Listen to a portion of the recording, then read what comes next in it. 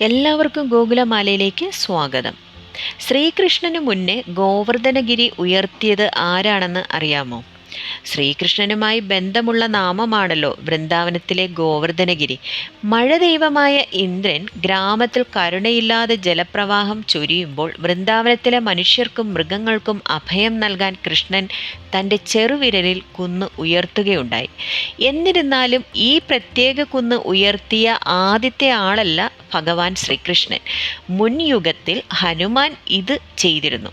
ഹനുമാനും വാനരസേനയും വിശ്രമമില്ലാതെ ഒരു പാലം പണിയുന്നിടത്താണ് ഈ കഥ ആരംഭിക്കുന്നത്. അതായത് രാമസേതു പണിയുന്ന സമയത്ത്. കടലിനു കുറുകെ ലങ്കയിലേക്ക് കടക്കുവാനുള്ള പാലത്തിൻ്റെ നിർമ്മാണം നടക്കുന്ന സമയത്ത് തൻ്റെ ശക്തിയാൽ കൂടുതൽ പാറകൾ കൊണ്ടുവരാനുള്ള ചുമതല ഹനുമാൻ ഏൽക്കുന്നുണ്ട്.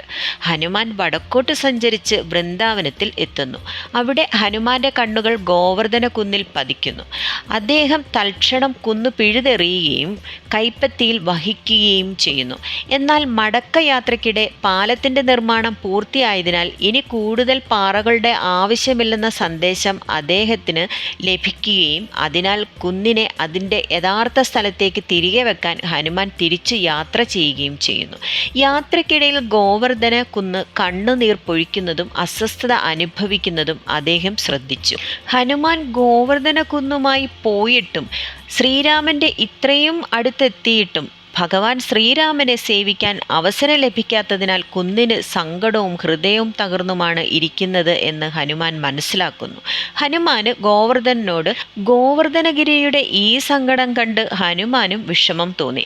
ഹൃദയം തകർന്നതിനാൽ ഗോവർദ്ധനന്റെ സേവനം സ്വീകരിക്കാൻ കഴിയുമോ എന്ന് നോക്കാൻ അദ്ദേഹം രാമനോട് വ്യക്തിപരമായി ആവശ്യപ്പെടുന്നു.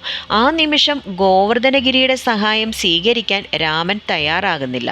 എന്നിരുന്നാലും അടുത്ത ജന്മത്തിൽ കൃഷ്ണനായി പിറവിയെടുക്കുന്ന സമയത്ത് 11 വർഷം കുന്നിന് സമീപം താമസിക്കുമെന്നും മാത്രമല്ല 7 ദിവസം അത് തൻ്റെ വിരലുകളിൽ ഉയർത്തുകയും ചെയ്യുമെന്നും അദ്ദേഹം കുന്നിനോട് വാഗ്ദാനം ചെയ്യുന്നു.